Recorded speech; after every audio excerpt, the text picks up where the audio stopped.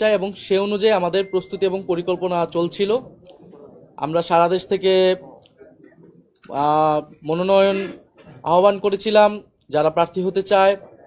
এর পরবর্তীতে আরও 2টি দলের সাথে আমাদের একটি রাজনৈতিক সমঝোতা হয়েছিল সংস্কার প্রশ্নে।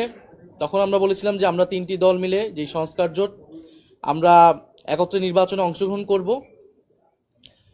কিন্তু এরপরেই শরীফ ওসমান হাদির যে শাহাদাত বরণ এবং তাকে প্রকাশ্যে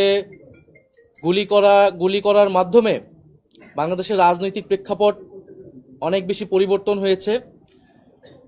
এই হত্যাকাণ্ড, এই শাহাদাত বরণের মধ্য দিয়ে আমরা বুঝতে পারছি যে বাংলাদেশে যে আধিপত্যবাদী আগ্রাসনী শক্তি তারা এখনো কার্যকর রয়েছে। গণ অভ্যুত্থানের মধ্য দিয়ে যাদেরকে আমরা পরাজিত করেছিলাম তারা এখনো চক্রান্ত করছে নির্বাচন বানচাল করার জন্য। তারা চক্রান্ত করছে এই যে সংস্কার এবং নতুন বাংলাদেশের অগ্রযাত্রা সেটাকে ব্যাহত করার জন্য, এবং তারা চক্রান্ত করছে এই জুলাই প্রজন্মকে নিঃশেষ করে দেওয়ার জন্য।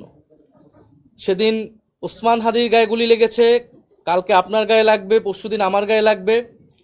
কারণ প্রথম এবং প্রধান টার্গেট করা হচ্ছে এই জুলাই গণ অভ্যুত্থানে যারা অংশগ্রহণ করেছে সারা দেশের তরুণরা, নাগরিকরা, শহীদ পরিবার, যারা আহত যোদ্ধা রয়েছে। ফলে এই